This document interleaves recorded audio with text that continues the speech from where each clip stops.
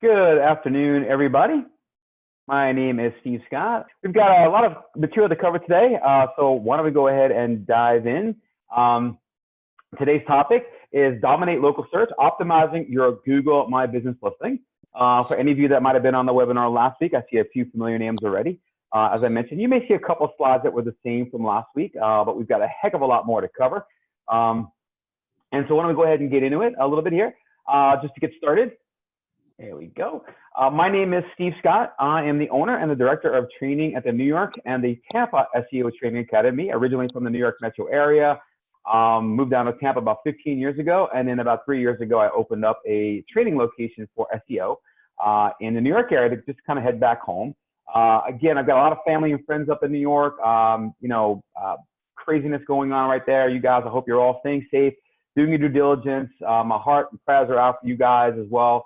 I'm doing what I can down here in Tampa, Florida. I'm in the suburbs somewhere of Tampa, so it's not nearly as bad as it is, let's say, in Miami area from where I am. But still, hearts go out to you guys and everything that's going on. Please stay safe. Please stay healthy. I am an SEO veteran for over 20 years now. I actually began offering SEO services back in 1997. So a long, long time, and I have a history of computer training that dates back to 1990 in New York City when computers, PCs were just sort of becoming the norm and getting on everybody's desktops. I was going to companies throughout Manhattan, teaching them through another company I worked with, teaching everybody from the newest employees to CEOs how to use Windows, how to use a mouse, what Windows was, and so on. So it's been a long time since then, but I'm also an SEO consultant, a web strategist, and one of the things I do a lot of, which I truly love, is a trainer. I am a certified master SEO trainer with a company called the Search Engine Academy. We call it the SEA. I've been with the SEA now for 14 years. I'm actually sit on their board of directors. I'm VP of the company now, as well as the director of the education committee. So I basically create the material that we teach. And the Academy's been around for a long time too, over 18 years. We're a global alliance of trainers with representatives in America, in Canada, Australia, Europe, and Asia as well. You can find more about the Academy if you like at Search Engine Academy, whether you'd like to maybe become an instructor in another one of our available cities, or if you just look to maybe book my 2, 3, or 5-day class, you can do it there, or you can just reach out to me directly through the Search Engine Academy.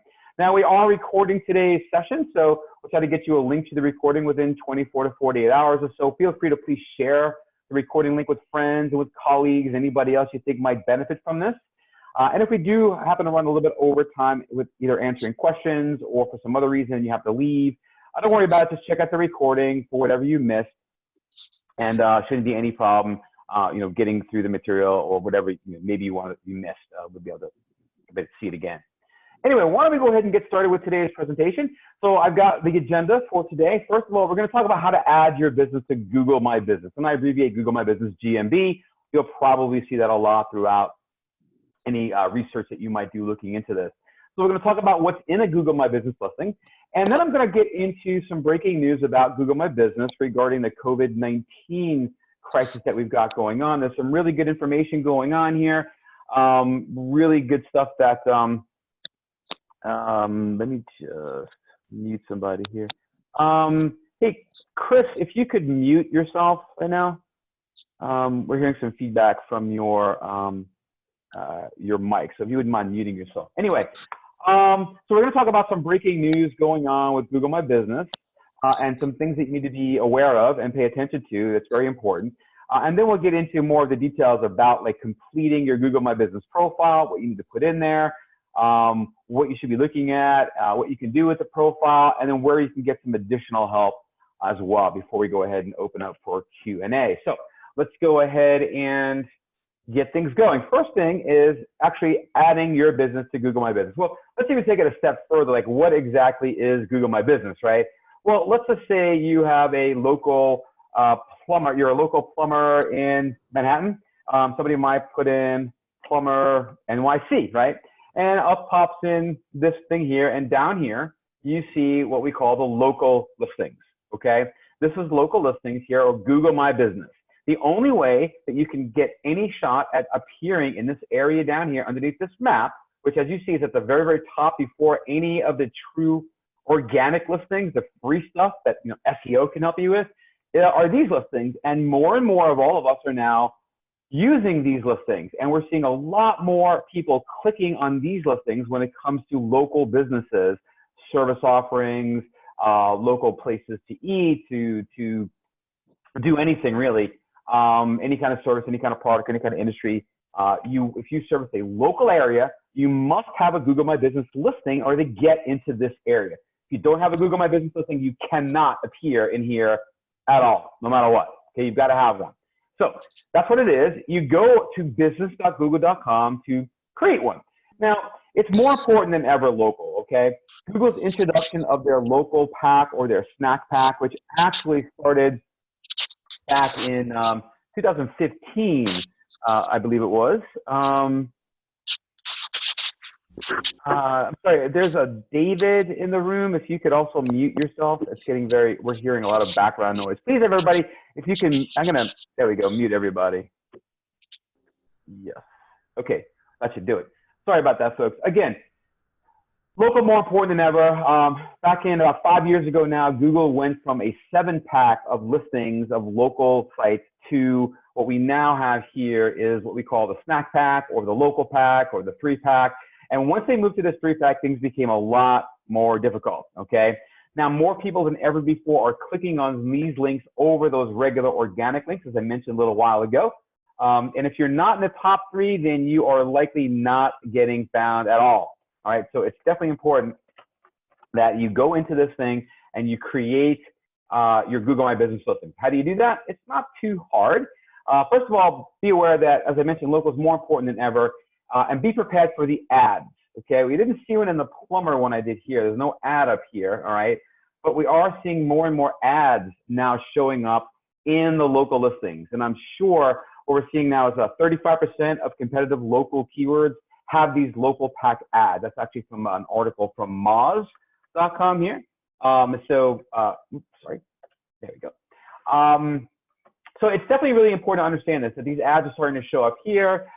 These ads can be done through Google's paid keyword planner tool. We're not going to get into that here, but if you do want to know how to get an ad into the local pack, you can go to this YouTube listing here and check out this particular video, which will talk a little bit about getting in and creating those ads for you. Right? We'll try to get you these links a little later on in the presentation or on the slideshows that we'll make available to you at some point.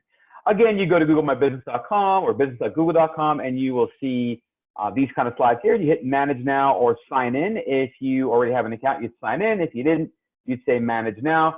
If you already have an account, you would wind up being taken to the main Google My Business interface, which looks something like this. This lists out the various locations that you have rights to view or to edit or to make changes to. And we'll get into what those changes would be. There's a little bit of a left side menu here for other things. We'll talk more about that later. And if you wanted to add a new listing, you hit the add location button in order to add a new location. So maybe you, like I've got 2 listings for Tampa. Maybe I open up a 3rd location in a different part of Tampa. Well, I'd want to put another location in. So if you've got more than 1 physical location that you're a part of, then you can create more than 1 listing, 1 for each location. Okay, we'll talk more about that a little bit. Now, if you've never done it before, you're going to wind up being taken to a screen that says, well, hey, asking what the name of your business is. In this case here, I typed in Search Engine Academy for argument's sake. And if it's the first time, you just start by typing in your name. As you begin to type, Google will actually begin to show you some locations that currently exist. And if you happen to see your listing in there, you can click it and then hit next. If you don't see your listing, then you would just hit next and follow along with the form that they give you that's going to ask you your name, your address, your phone number, the kind of business that you're in. So just fill out the form like anything else. Since the form's constantly changing, I didn't grab screenshots of basic form fill information, phone numbers and hours and things like that. We'll get into where that is later on and how you edit it anyway. So you finish adding your information, hit the finish button, and you're going to wind up seeing one of like 3 different responses basically, or a couple of different responses. If your business has already been claimed, then you'll see a message to the right that says, hey, this listing has already been claimed by, and they kind of give you some letters of the email address of the person that claimed it to give you maybe a hint about who actually owns it. so that maybe if you had access to the email, you could log in with that email address and make some changes or tweaks or adjustments there. If maybe it was somebody in the past that had registered your domain, you can maybe figure out who they are and reach out to them. Alternatively, if you don't know who that is, or maybe you do know who it is, but you can't get access to them for any reason, for some reason, I should say, well, then you can go ahead and request access. And when you do this, Google will basically send an email out to whoever this is and ask them to give you access. And if they don't reply within 2 business weeks, I believe it is, then you can go ahead and request your own access and be able to get it back into your fold, basically. This is not a problem if it's a new business, a new listing. This is only going to be an issue if in the past, maybe you hired somebody that registered under their Gmail account, right? And they didn't have a business email, for example, or maybe some old employee that registered it under your email address or at yourbusiness.com, and then they left and you deleted their email or something like that. So it can definitely be helpful. At least it's better now. You can get access to these things. Sometimes, though, you've already got access, and Google say, hey, wait a minute, you already managed the listing, just kind of continue on.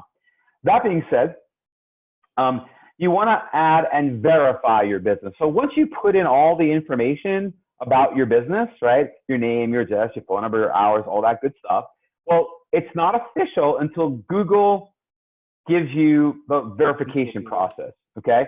So basically what's going to happen is you're going to wind up getting a postcard. It's not really a postcard. It used to be a little postcard. Now it's more one of those letters that you get that you rip off the sides and rip off the bottom, right? And you can kind of get the PIN number.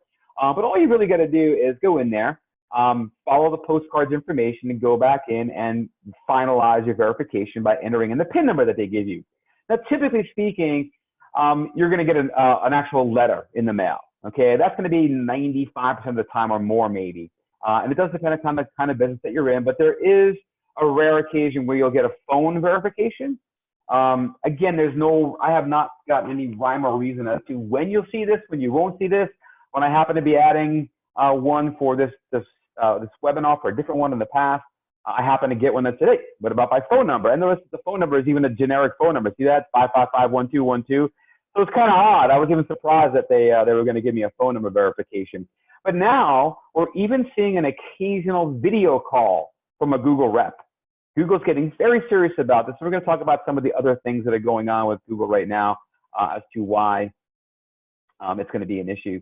But remember that this video call is really more about them confirming that you actually have a location, a physical place, and so on. So again, it's pretty rare, but it may take on this. So if you happen to see an email or something that says, get a video call, just be aware that it is Google. They are looking to do this to try to, guarantee that you are who you say you are, located where you say you're located. All right. Be sure, again, that you let people know at the location to expect a postcard. This is assuming that maybe you have multiple locations, right? I did some work a bunch of years back for the original Hooters group that's actually based out of the Tampa area. They own all the Tampa locations around Tampa, St. Pete, New York, and in Chicago. The rest is owned by Hooters of America. But I did some work with them. They have about 23 restaurants. We were trying to get into 20 different of these listing sites, including Google My Business. And a little postcard at the time was easily getting mixed up into the other mail. And it took us about a year to get 20 stores into 20 different local listings because these postcards are going left and right. So if you're sending off this postcard, you actually have an optional contact name that you can use to make sure that whoever's going to get it knows it's coming, to keep an eye on it.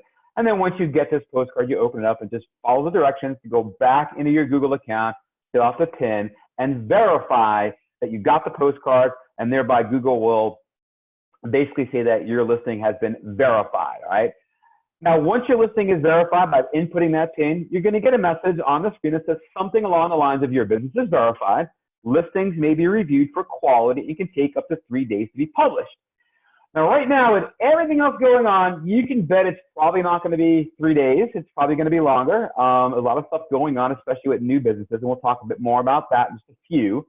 But typically, it was 3 days. However, even before COVID hit and things went crazy, even in Google My Business world, we're going to see that for many listings, this is going to happen very quickly. For others, though, if you're not published in 5 business days, you are likely going to need to reach out to Google for help.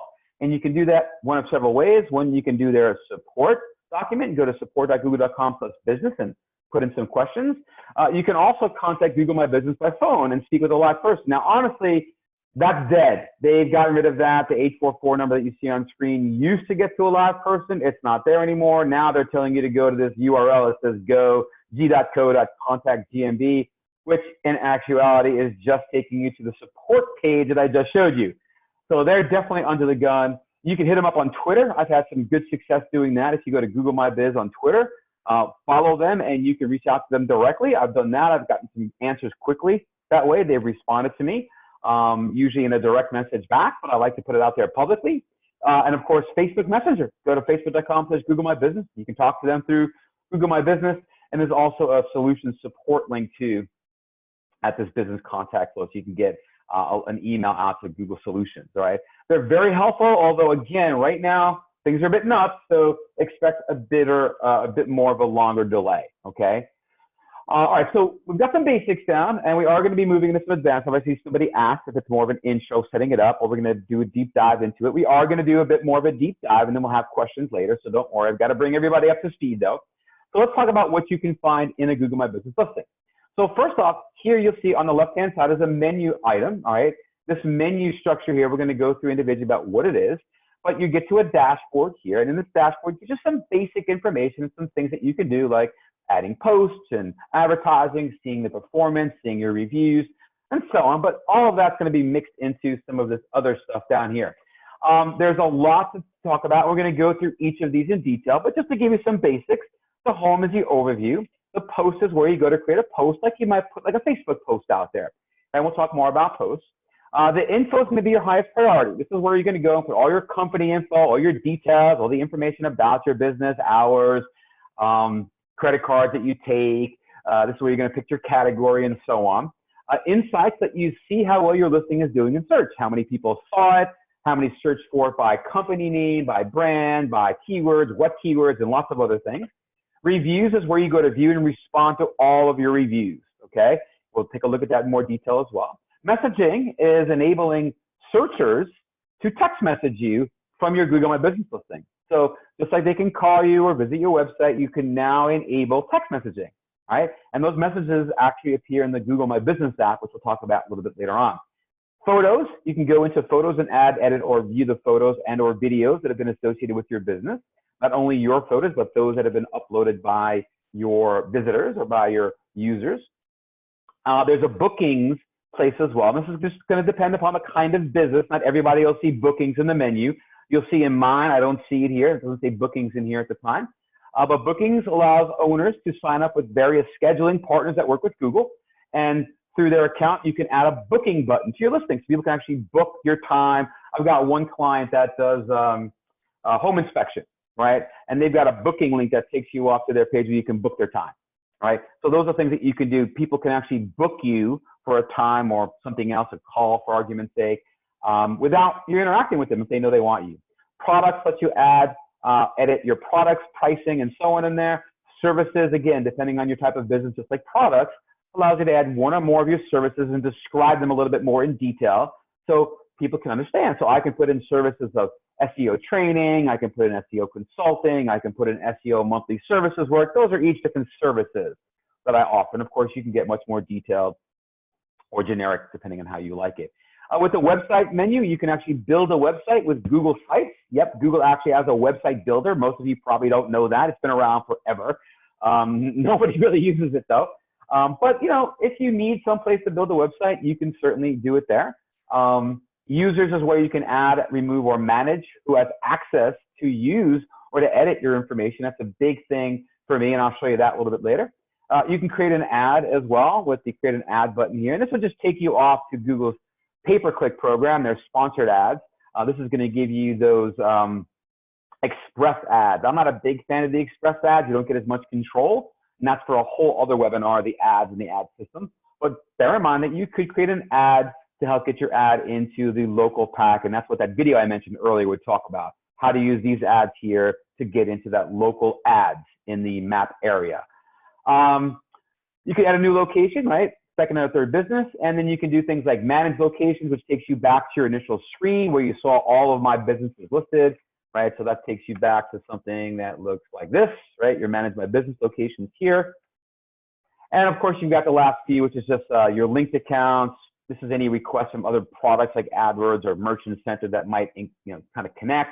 Settings that you update any settings. Mostly it's for notifications, and the support is just to get you back to the help. Okay. Now, before we get into a more deep dive into what's going on, I really want to talk a bit about some breaking news straight from Google's mouth. All right. On Google My Business and COVID-19. This is a quote from Google, right? This is coming. It's on almost every one of their support pages now. It says this, that they're having staff shortages at the moment due to health measures they've taken for their staff, and will most likely be focused on updating and adding health-related businesses. Okay, so if you are in the health-related business, this is going to be super important. But even if you're not, there's a lot that you should be aware of regarding the current Google My Business limitations. So first thing is new reviews, new review replies, new short names, which we'll talk about more in detail. All videos, all Q&As are currently unavailable at that time. Minor update, okay? New review replies are available now, okay? You can reply to new reviews if they're there, if you haven't replied yet. And what we are seeing is that they're beginning to roll these out. I've got a little notice here in a minute, but this is changing a little bit. The Google posts are still technically available as well. However, a number of folks are reporting that there's been more frequent rejections, although that's beginning to turn around. But the big part is that Google's really temporarily prioritizing reviews for edits to critical to health-related businesses. The latest thing I checked today on the link that I included at the bottom there, Google came out and said, hey, review replies are now available. New user reviews, new user photos, new short names, and Q&A questions are gradually returning by country and business category. So one of you guys or gals may be able to go ahead and get a review and see it right away. You might be able to add some photos right away based on your category that your business is in, or possibly what country that you're in. But be aware that not everybody is going to be able to do that. So there are some limitations. Google does want to, they're also prioritizing if you're changing any special hours, if you've had the temporary closures for your business, business descriptions, and any business attribute edits for other verified businesses. Now, since this continually changes, okay, in fact, this review replies are now available. I think it hit today, maybe it was yesterday.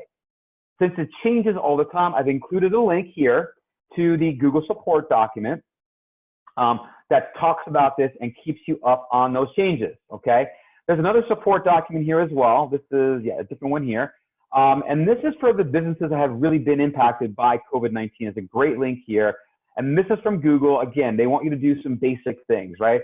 First of all, they want you to change your business hours. So if you are not working, your business is shuttered, you don't want your business hours showing in Google My Business. Google does not want people going to your Google My Business listing and it says it's open and they maybe go into your site and it's closed, okay? They want you to go and they want you to edit your times if you're open or closed. They also want you to manage your information within your business description. So within the description for your business, you should go in and talk about things that explain whether or not your business operations have been affected by COVID-19. Perfect example, my local brewery here, obviously they're shut down, can't go to the brewery, but they have allowed them, although they don't have the license for this, they've allowed them to serve growlers. So people can actually pull up to the brewery, order, 64-ounce or more growler of beer. They'll take it in the back, they'll clean it out, they'll fill it, they'll bring it out, let them be, let them be there. So they're open, but you can't go and drink a beer at the location, right? This is the kind of thing they want to know. So if you're now doing things, maybe you're a supermarket of some sort, and now you're limiting number of people that are allowed in the store. Maybe you're limiting the times. Maybe I know down here in Florida, I think folks over 60 are allowed in earlier than folks, let's say 60 and under, to give them a shot to get in beforehand and not be as exposed to other people. So they want you to share any information about any extra precautions you might be taking, like moving to takeout only, delivery only, or if you're providing any extra services to the community, whether you're experiencing delays in getting back to people. You basically want to go in and let people know what's going on. Super important, okay? And you want to go ahead and create a post that you can maybe share more detailed and timely updates about what's going on. So maybe like, yeah, you've been closed for a few days or a week or so, and now you're starting to do delivery, like home delivery. You're going to, put something on the curb or a front door, hands off delivery of something. And that's new. Put a post out, use their post. Okay. Or maybe you've got certain products and services available, that people are looking for. We've got toilet paper, we've got paper towels, something like that. Maybe do something like that to put it out there. Okay. Now, Google's actually created a new post type specifically for this. You'll see when we get there, there's a post area where you can put in an offer or an update or something. But now they have a COVID-19 update post, and they want you to keep your audience informed of anything that's going on in your business due to these changes. Okay. Super important. Go to your Google My Business listing if you have one. If you're not right this minute, but when we get there, and get in there and begin to let your audience know, let the people know, let Google know what's going on. All right. It's a really good idea to do this if you've been impacted. And then some additional breaking news about this COVID-19. This is again from Google. These are quotes from Google from this item here. And they're saying that business posts were temporarily disabled for some businesses and have since resumed. So again, they're resumed, but expect, if you put a post out and it doesn't happen, don't freak out. You haven't done anything wrong. It's just maybe catching up, or maybe there's a slight problem with Google, or maybe your industry, isn't being seen as prioritized as some other ones. So if they had a heavy big rush or something, maybe that's what's going on. Google continues, we're working to process or reprocess previously rejected posts and check within a few days to see whether your post is live or create a new one. So again, they're saying, look, we're trying to catch up. If you put a post out last week and didn't show up or got rejected, it may have gotten accepted now. So just keep an eye on that. And if not, again, in addition, if you're creating posts about the updates to COVID, then definitely use that COVID-19 update, which is going to be featured more prominently within your business profile. Okay. So again, we're all impacted in some way. I know I am. I mean, yeah, my normal routine of being, I work from a home office 90% of the time. I only go into a training facility when I actually am doing face-to-face training. Heck, I'm doing that now remotely. Like a lot of you guys are using Zoom and other technologies now to work remotely. We all are these days. It's a really good idea. Get in there, put a COVID-19 update about your business. Let people know what's going on. Be specific, okay? Be specific. Now, if you are in healthcare, all right, I have a healthcare group, ortho group uptown in Jersey, actually, northern Jersey. Healthcare providers like hospitals, doctors, mental health professionals, and so on can now enter what's called a virtual care offering in their business profile, so that people who are searching for a local doctor, local, dentist or something might see get online care links on search and maps. So a lot of doctors, a lot of places are going to a telehealth, telemedicine, virtual healthcare, whatever you want to call it. And many folks are doing, many doctors, in fact, are doing telemedicine, as they're calling it, right? So they're diagnosing you without really, taking your blood pressure or whatever. You're talking about symptoms and so on. So they can reach out to you. And if you are in the health industry, then check out the link down there that I've got. It's a Google blog, Technology Health + Virtual Care COVID-19. This is going to talk about what you can do to create and update your Google My Business profile for your health-related business, to let folks know who need doctors, need help, need to talk to the doctor for some reason. Let them know, hey, they've got an option now, right? They can call and get a telemedicine appointment, basically, okay? So keep that in mind too.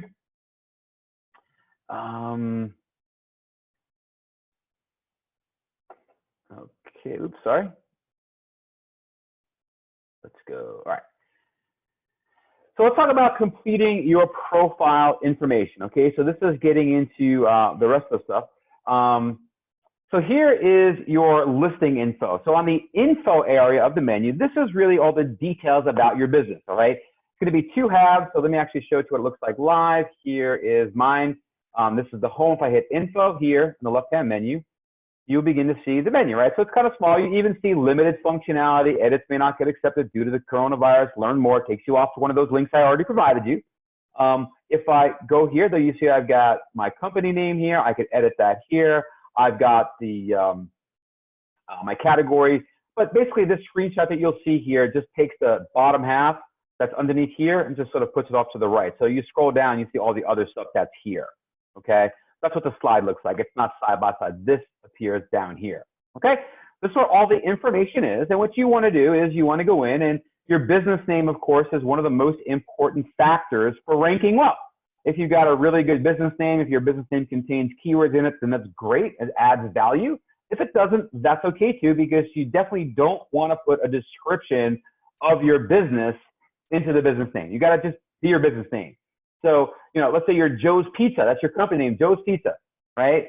But you sell Chicago style pizza. Well, you can't put Joe's Chicago style pizza into your business name. That would go into your description, okay? Your business name is Joe's Pizza. Remember that. And again, you know, if you're trying to game the system, I see people do that. They put keywords in there. They do things like, not a good idea, okay? Just not a good idea to do that. So don't include phone numbers or URLs in your business name. There are specific places for that. Unless, of course, your company's, you know, business name is a phone number, like 1-800-PET-MED, 1-800-FLOWERS, places like that, right? Those are things. I think like Carvana is Carvana.com. You know, that's the name of it. Maybe just Carvana, but they only have a website. So it's only time is that's appropriate is if your business name or URL is a phone number or a URL, right? If your business name, I should say, is. And don't attempt to manipulate the results, trying to get better ranking in local by putting in these extraneous or redundant keywords in your business name. Be aware that anybody that runs across that could report you as it being incorrect or not, you know, not proper. And I'll tell you what, if I am the SEO company that someone's hired and you're a competitor of my client and I see that you're gaming the system somehow, I will report you, and I'll have all the guys on my team report you as well, all right, in different, you know, their own email. So I'm going to report you.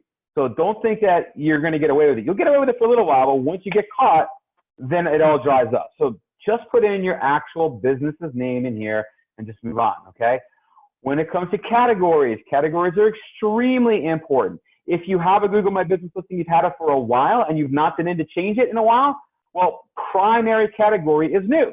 Well, it's not that new, but it's new enough. And you'll see it here if I click the little edit thing. There it is, primary category, right? So what is your primary category? And you'll see that you can, I'll type in, say, marketing, right? And notice that some stuff, marketing agency, marketing consultant, telemarketing, internet marketing service, metal, you know, you don't want to write in your own. Let's put it that way. You want to make sure that you pick what you want. So let's say none of those work for me. So, oh yeah, I do training. So I'll type in like training. You know, look for training, and I get TRN-ING. I get training center, training school, emergency training school, aviation training, computer training school. So that was about the closest I could get to my training, right? It's computer training school. Oh, I don't really teach people how to use computers, right? So I kind of had a budget, but you want to pick the most appropriate category for your business. And a great way to check out what's a good one to pick for you, like for example, if I put in plumber New York City, right here next to it, you see it says plumber, plumber, plumber. If I went like, let's try this one, landscape architect, and I'm just going to say near me for our argument's sake. Here, look, landscape architect, landscape designer, landscape architect, right? So there's two there. So then the question would be, okay, well, let me look at more of them. Let's see what the majority, and here's landscape, here's architect, landscape designer, landscape architect, landscape, I can't see that one, a landscape architect, architect, architect. So architect would be a better one for me, right? Might want to, if that's what I want to be seen as, and that would be a better one to go with, as opposed to, let's say, designer. If I'm looking for a landscape designer near me, right, then I'm going to get more designers in here. So now you say, well, Steve, I do both, right? I do both. Well, you need to pick the one that's the most important to you. What's the primary one? And that's the one that you fill in at that top category. So let's say it was landscape architect. Well, that would be your primary. And then your next one, additional category, that would be landscape designer, right? Maybe the third one would be, you know, paver installer or something like that. So you could pick, I think it's up to 10 total categories, but make sure that your primary category is the proper one for your business. Otherwise, you might not show at all appropriately, okay? See, is all Google My Business free? Yes, all Google My Business is free, okay? Another question is, what if you fall into a category that's not listed? Nothing you can do. You've got to find something close. You look at my categories, none of those are really SEO training class, SEO services, internet marketing training company. None of that's there. So I got as close as possible, okay? You cannot write in a category that doesn't exist. You must fall into maybe some higher level category of some sort, okay? So those are some questions that were there. Again, I'll come back around to the questions as well after the fact. Again, don't try writing in your own. Your address, use your physical address. Ideally, that address should be in the main city that you are conducting business in. So if you're conducting business in New York City, in Manhattan, you want to have a Manhattan address. If you want to conduct business in New York City, but your address is Brooklyn, Bronx, you live in, maybe over the bridge or outside the tunnel, you're in Jersey, or maybe you're in Westchester or Rockland County, for argument's sake, odds are you are not going to show up if someone's in New York looking for what you do in New York City, okay? It's really important to have a physical address. But keep in mind, a P.O. box does not count as a physical location, so you can't just go get a P.O. box in Midtown Manhattan and say, I'm in. That ain't going to work. Neither are UPS store locations. Remember, all UPS store locations, they already have a Google My Business listing in Google already. So not going to work, okay? Be aware of it. Even things like sometimes like Regis centers can be problems like that. So they can cause some issues. So if you don't actually have a physical address, or if you have a home-based business, for example, that can also be a problem. You don't always want to have your home-based business listed. You can certainly do it. I do it. I have my home business, but I'm living in the sticks out in Tampa area. If you live in Manhattan and you'll say you're a female living by yourself, you might not want to have your home address on there. Okay, so those are going to be problems. There are different ways we could talk about. I don't want to get into right here. We can save it for questions. I can give you some thoughts and some concepts that we can do in the Q&A section. So, but there's no ideal solution to this if you work in, let's say, a rural area and don't get postal delivery, or if you, don't have a physical location in the city that you want to be in. It is definitely a shortcoming. So just, especially if it's a competitive industry like plumbers. There's no way you're going to show up for a plumber in Manhattan or near me if you're in, Paramus, New Jersey. It's just not going to happen. There's too many other plumbers in Manhattan that are going to get first crack at that. So just be aware of those kind of things. Now, if you are a service-based company that goes to client residences or place of business and you don't actually have a storefront where clients randomly come visit you at normal working hours, then you would list what's called a service area in place of an address. And you'll see that here. It says add certain. Now I have an address in Midtown, right? I teach at Noble, the Noble Desktop. And so I use their address there. I actually have a unique one address. I put an A at the end. They may have to update that. I think these guys are moving floors. Anyway, I'm using like a secondary address with them. I'm kind of tacking on to their address by putting in a suite 1104A. There is no A. The mail gets to 1104, but it's a different address overall. So I'm sort of piggybacking on them. But let's say I'm a plumber. Let's say I'm an electrician. Let's say I'm a garage door repairman. Right? Nobody brings the broken springs of their repair, the garage door to the garage door repairman, right? They come out to your house. So do the plumbers, right? So the electricians. So those are service area businesses. They probably don't actually have a location that people come to. They work out of a truck or they work out of a van or something like that.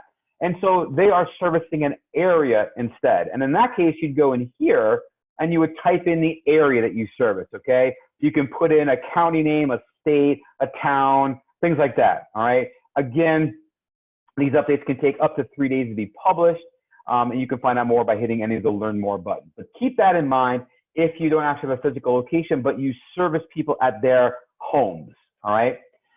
So that's something that you can do too. Again, the basic information like indicating your hours of operation is good to fill out completely. In particular, right now, right, these are the things that Google's prioritizing. They want to know your hours since COVID. Right? If your hours have changed because of COVID-19, if you're completely closed or shut down, well, this should be closed, and you want to explain that information into your description. You want to explain it in your COVID-19 post. You want to be clear about it. Add a local phone number and not a toll-free line. Right? A lot of folks have both. Every McDonald's has a regular number. Right? You can call every particular McDonald's or Dwayne Reed or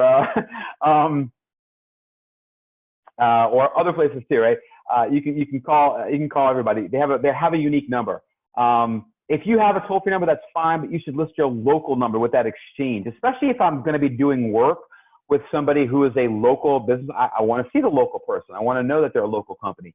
it gives me more of a trust if I see a New York number. Right? If I said I'm the New York SEO Training Academy, but you saw like an 813 area code, you might be like, what the heck is that? I've never seen an 813 before. I don't know what that is. It looks shady, right? So I like to have a nice number that is dedicated in the exchange in the local area that's familiar to the people who are in that area, okay?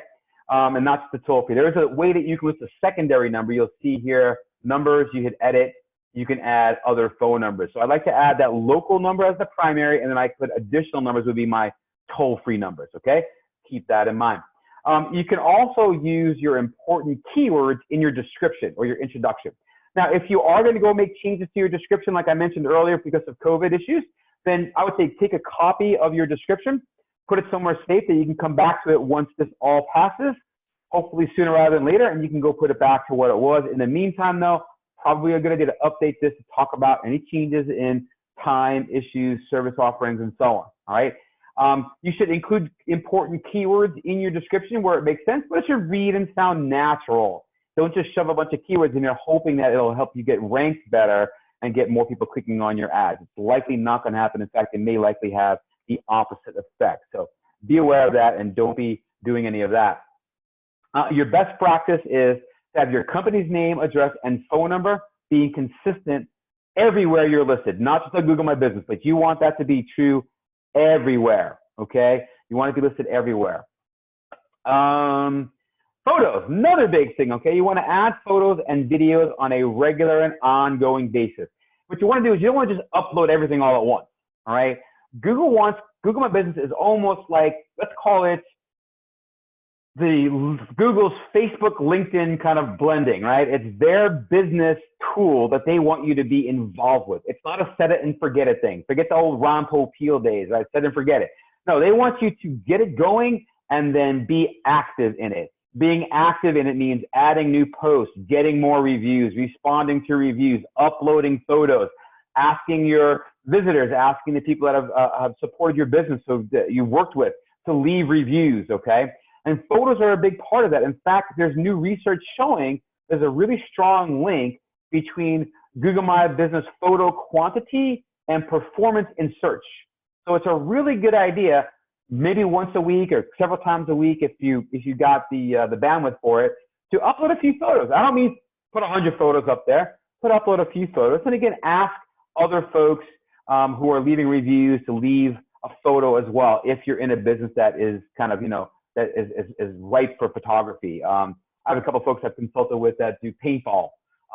People are always taking pictures at paintball. Another client of mine does skydiving. I mean, that's one of those things. You probably have somebody in your life that's gone skydiving, and they can't wait to show you the video and all the photos and things like that, right? Well, they're really good at pushing the people who've just jumped to their Google My Business page to give them reviews and upload those photos of them skydiving, okay? And they charge them for the pictures to skydive anyway, right? So they're taking those photos and they're uploading them. So get your people to add those things too. And don't forget there's many different categories of photos. You see there's owner categories, customer, 360-degree views, videos, interior, exterior, at work, the team members, your identity like your logo and your cover page you can see here. These are all types of photos that you can put in. You want to add these posts that I mentioned earlier on a regular basis. At least once a week. These posts actually expire after 7 days. They kind of get rid of themselves. They can be what's new, an event, maybe some offer or a coupon code that you want to give people, products for sale. And as I mentioned previously, they now have this COVID-19 post type that's been added to this. So be sure to use that, in particular if your business has been impacted. Your different hours, you're closed more often, you're doing things, telemedicine, whatever it may be. As far as reviews are concerned, I mentioned those earlier, you need to be asking your clients and customers to post on your business listings, their testimonials, reviews, photos, or videos of themselves, you and your business or your business recommendations. This is really going to be a huge, if you have not been doing this yet, what are you waiting for? You need to be doing this. I was recommending this to some clients I had 8 years ago, 9 years ago. Get reviews, get reviews, get reviews. And they waited and waited and waited. And now you've got people that have hundreds of reviews, right? And you have 4 or 5. You need to work on this. And you don't want to sort of mail out and ask everybody you know for a review. That's not the way to do this. That's just a way of getting things to look spammy in Google's eyes. If you've been sort of steady getting 1 or 2 a month for a long time, all of a sudden you have 100, and then the next, for a couple of months, then you have 1 or 2 again. Those patterns throw up red flags. You want to be consistent. You want to just figure out a program to reach out to people that you've done business with, thank them for their business, let them know you're there for them if they need any additional help, and then ask, hey, if you wouldn't mind, I'd really appreciate if you could leave me a review and make a big help, make a big difference for the company, that kind of thing. Reviews must be real and they must be natural. Fake reviews can be a real problem, and it's the best if reviews accrue gradually, right? We call this velocity. It's okay to increase the potential, because let's say you said, well, Steve, I didn't know I should be doing this, and now you're telling me I should do it. Yeah, do it. Just continue to be consistent. It's about being consistent. It's not about, I'll do it for the month and I'm going to let it go, right? You need to make this a regular part of your process, is getting those reviews. It's going to make a huge difference in getting those rankings that you're looking for, especially in competitive markets. But you can't offer compensation for reviews. You can't say, hey, give us a review and we'll give you $20 off your next thing, or we'll give you a free drink. You can't do that, okay? It's against terms of service. You can ask for a review. You're also not supposed to technically ask for a positive review. You could say, can you please leave me a review, right? But you can't say, hey, go leave me a positive review and I'll give you something, or asking for a positive review. And then if you get a bad review, you want to respond calmly to bad reviews. Know that you cannot win a fight on a review. You're just going to make you look worse. Apologize for whatever the issue was. Say, hey, if maybe they have a legitimate gripe, and maybe you fired a person that was working, or maybe you changed the business. This review actually is something you've been working on, and you're like, yeah, we've made those changes. Let them know that, right? Apologize as well. Let them know.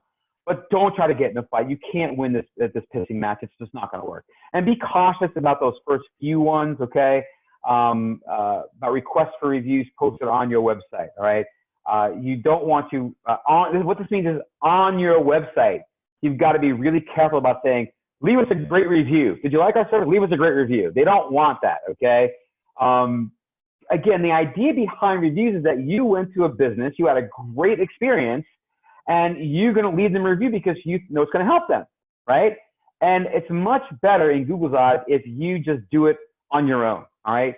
Google considers these to be positive signals that imply trust in your business and brand. And this is from Google. It's from the terms of service. It's against Google review policies to solicit reviews from customers by offering incentives or setting up like a review station at your place of business, right? So like if you're a doctor and before people check out and go to you have them stop in and leave a review.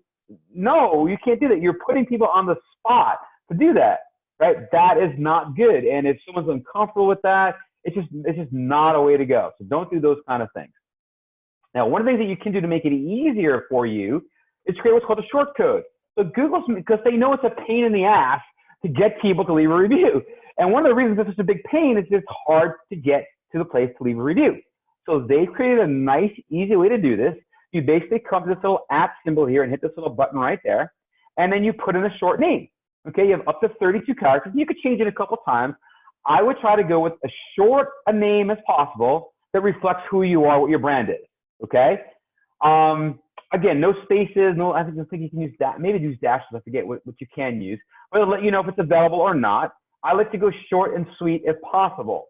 Once you get that short name, as they call it, then back in the slides, you'll see what you can use. You simply have to put in g.page / whatever your short name is, and that'll take it to your page. If you put /review or review / $GM, what'll happen then is, let's see if I can click on that link listing there and take you to it. There we go.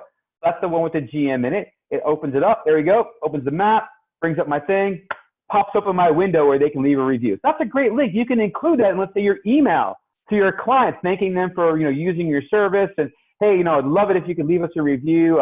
Here's a link if you wouldn't mind. When you're filling up to go ahead and leave a review.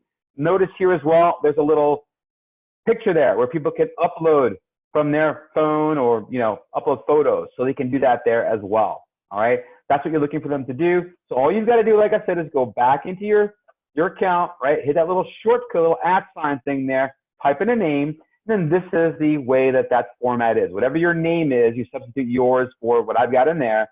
/review pops it open, okay? And you can change it up to 3 times a year if you like.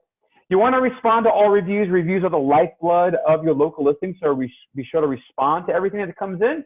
As they come in, you want to just say thanks and appreciate it or whatever. Don't argue with bad reviews, as I mentioned.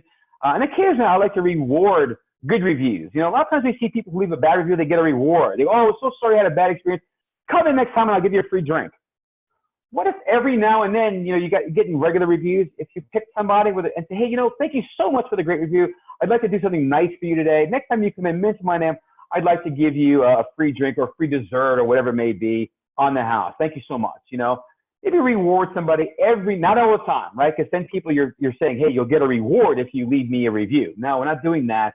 But we might want to just every now and then, occasionally, maybe reward one, not just a bad one. Now, I've included some content, some text here. This is from a company called Local U. They've got a great information about local info, and I'll talk more about that a little bit later on. I'll give you some links to that. Here's a good request a review document, right? You're just sort of letting people know this will be emailed to somebody. And again, this is not a mass email. You don't want to send an email like this out to everybody on your list.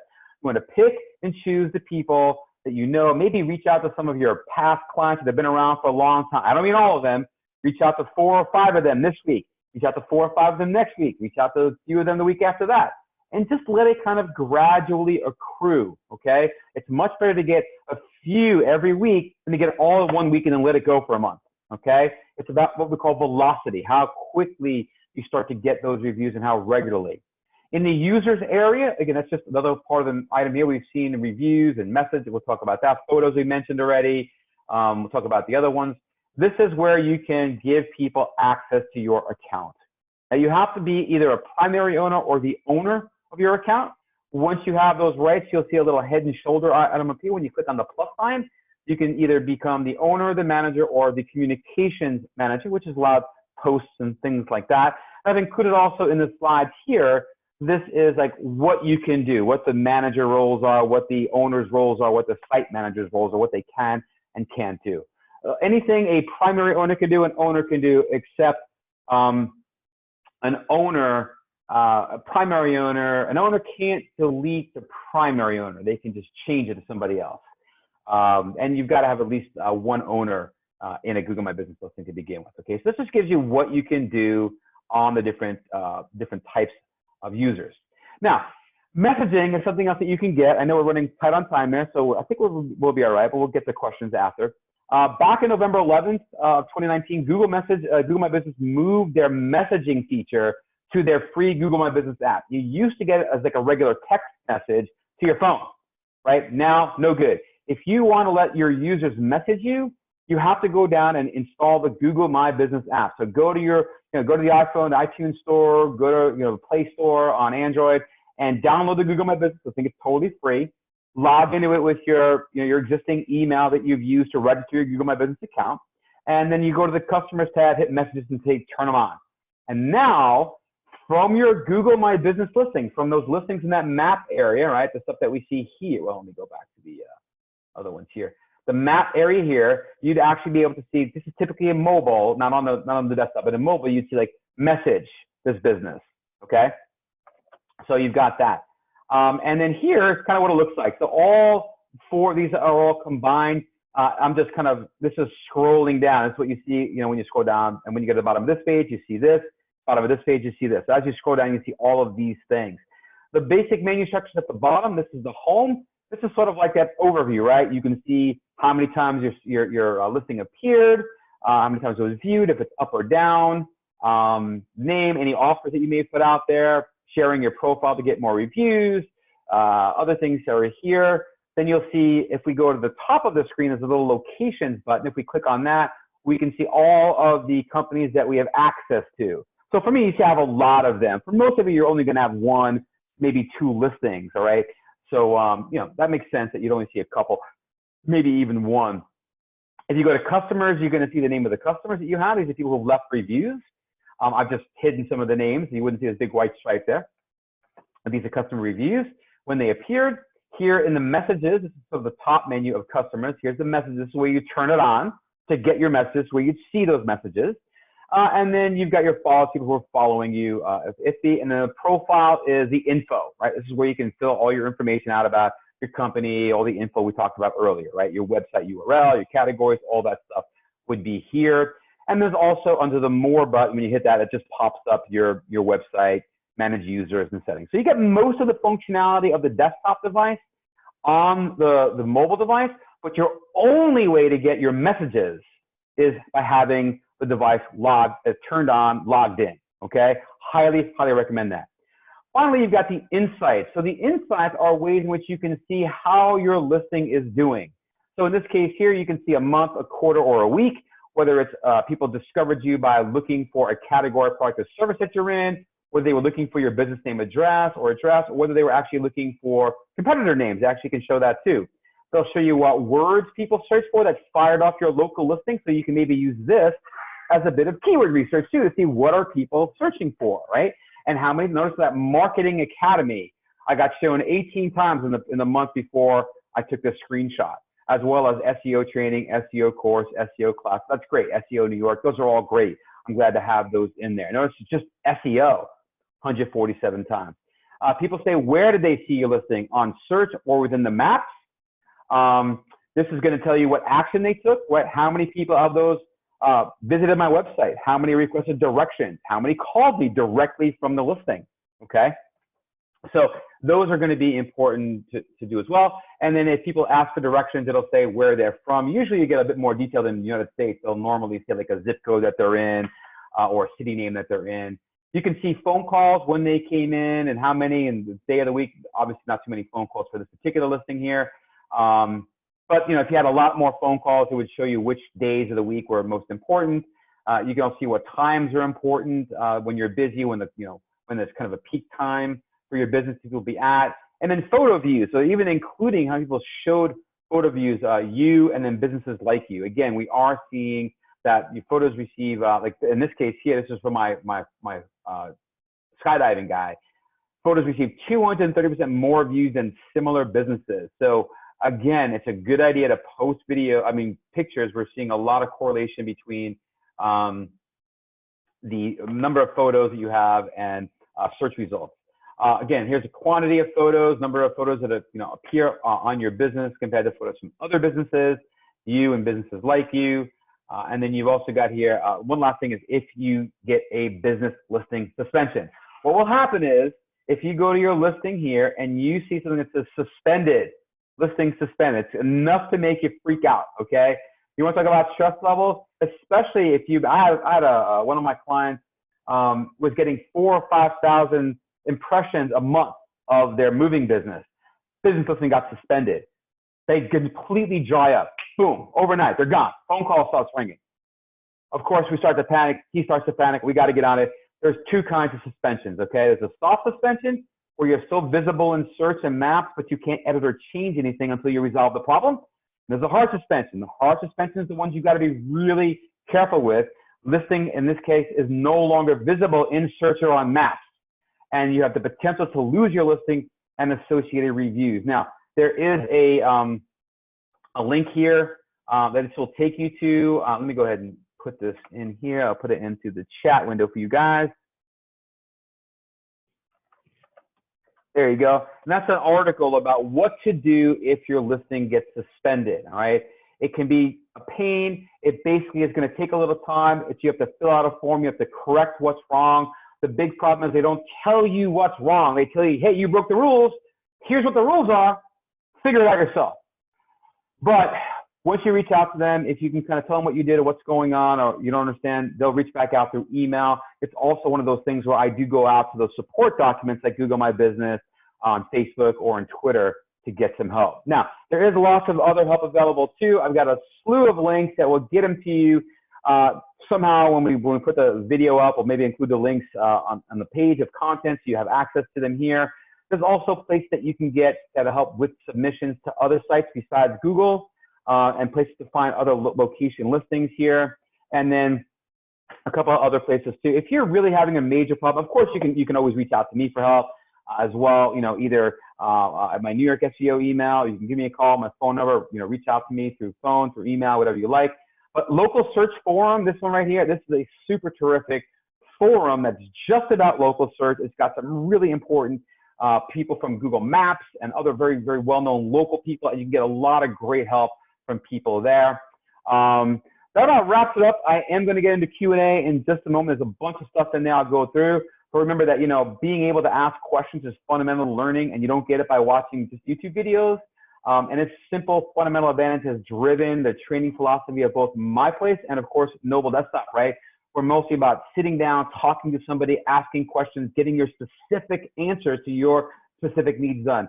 Can't do that in a YouTube video or, you know, an online course that's, you know, just on demand kind of thing.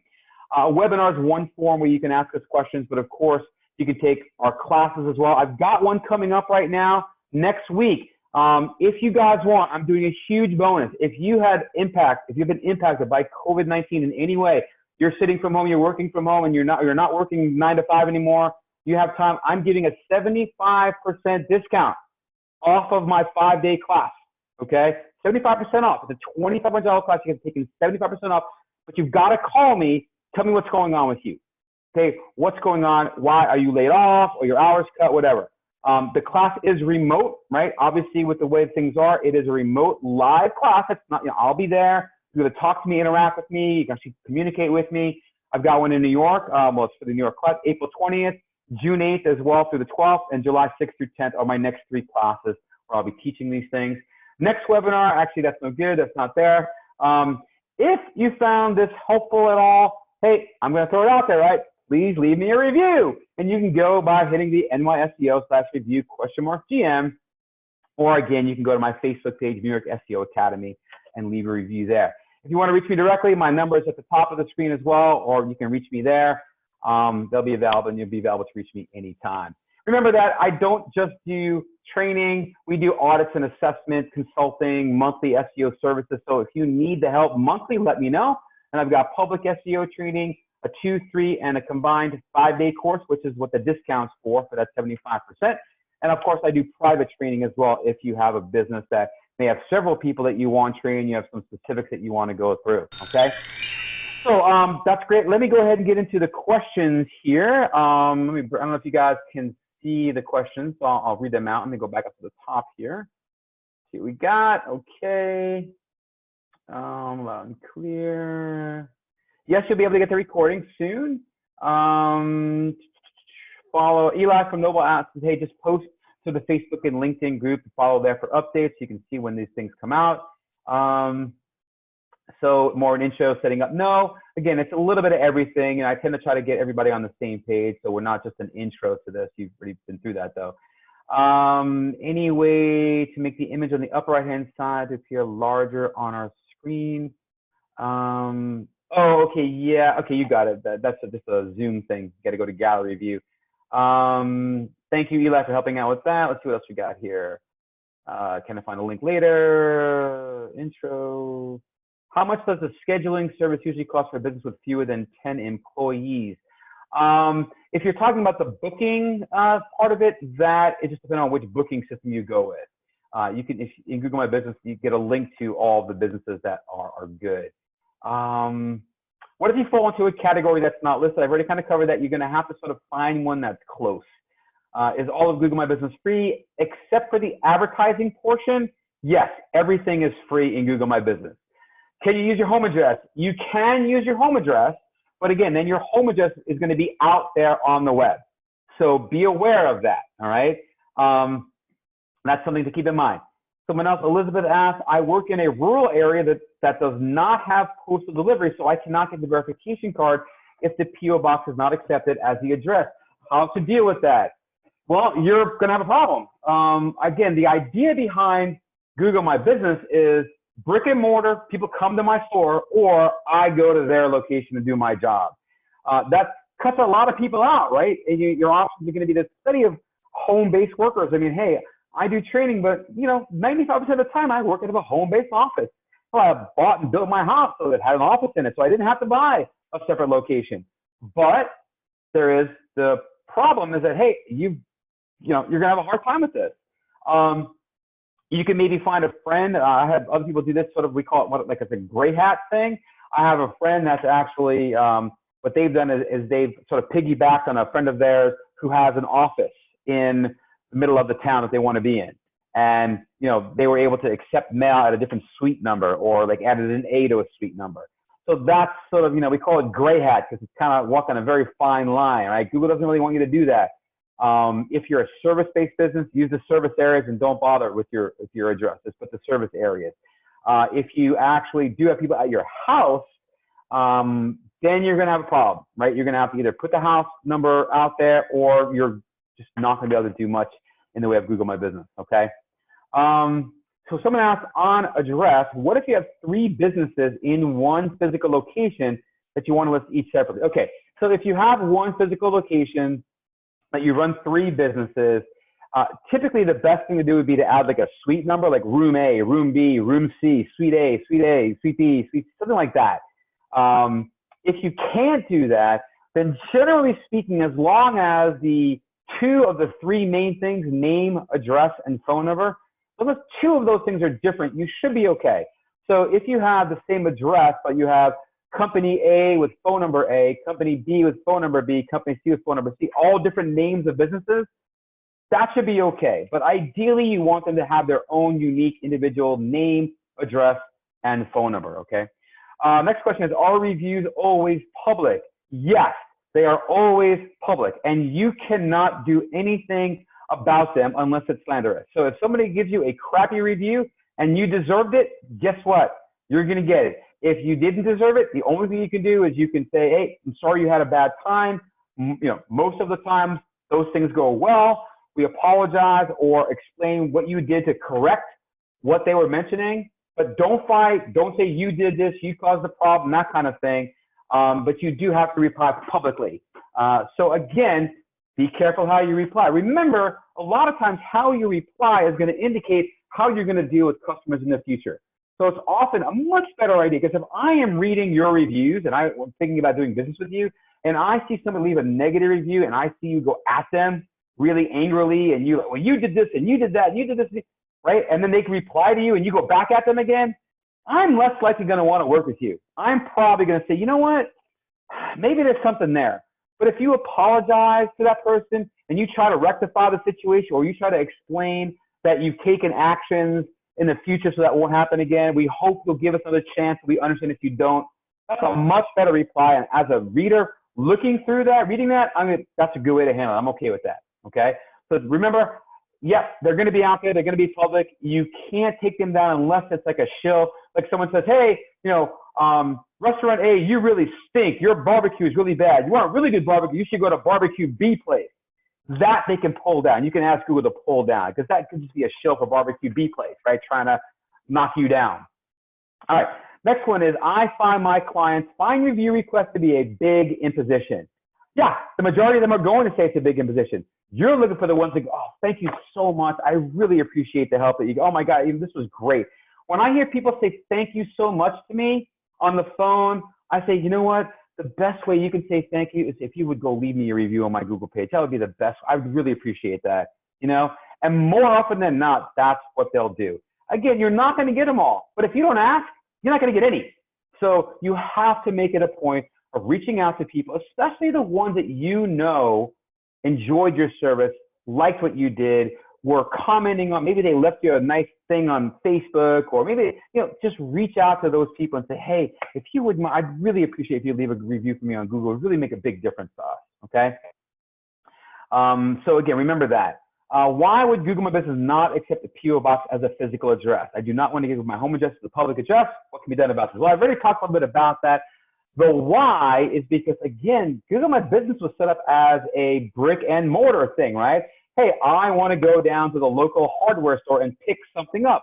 What time are they open? Can I get directions? Can I give them a call and visit them? Do they have the part in store? That's what it's about, okay? So a PO box, if someone goes to the address, there's nobody there. It's just the mailbox. And so they do not look at that as a physical location. It's not a physical location of where you are.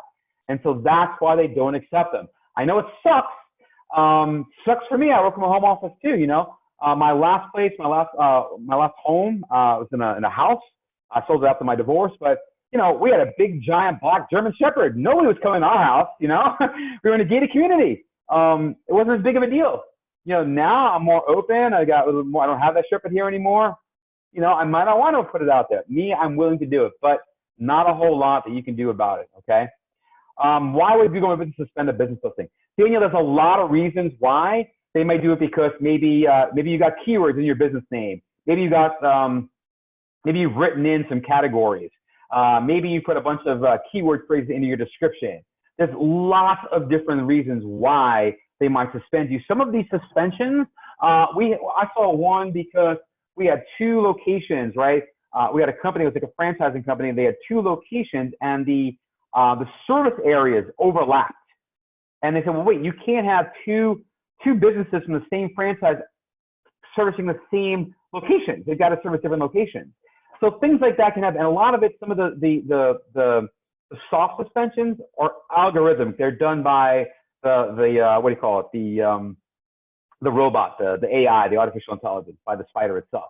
So those things are going to be a problem as well. It says they will suspend you and not tell you why. Sounds like the human resources. Yeah.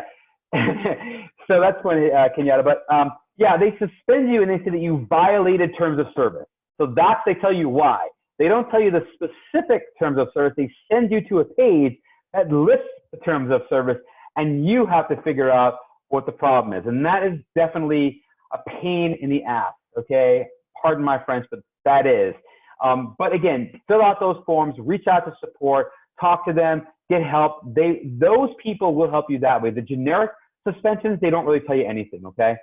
And we got one problem with using physical addresses, that one can't control the photo used by Google Maps.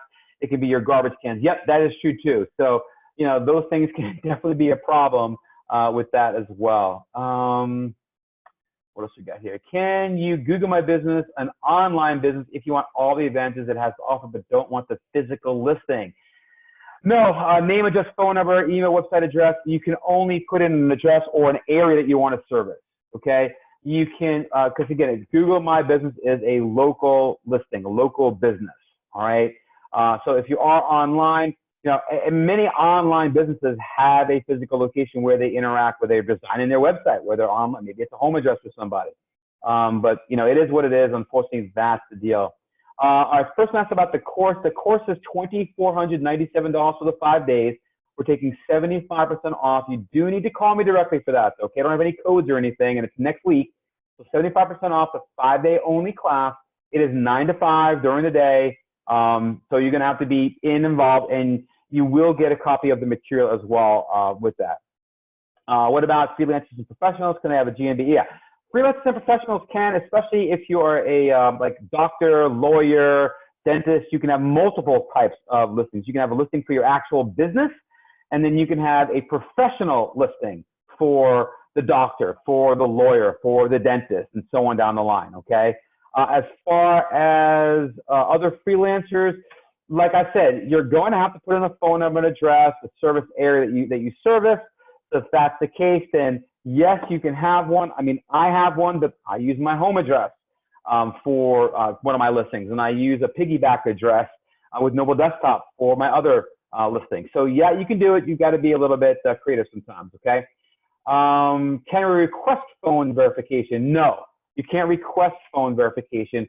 It just sometimes shows up, sometimes it doesn't. More often than not, it's going to be negative. Now, if you have a problem, let's say you don't get rural service, you don't want to do a post office, you don't get mail service, you have to go to a PO box, you might want to go to Google support and say, hey, look, I don't have this here. I do service clients. They do come to my house sometimes, or hey, I go to their location, and then Google's going to say, hey, you're a service area business. So, but you cannot choose to be phone verified.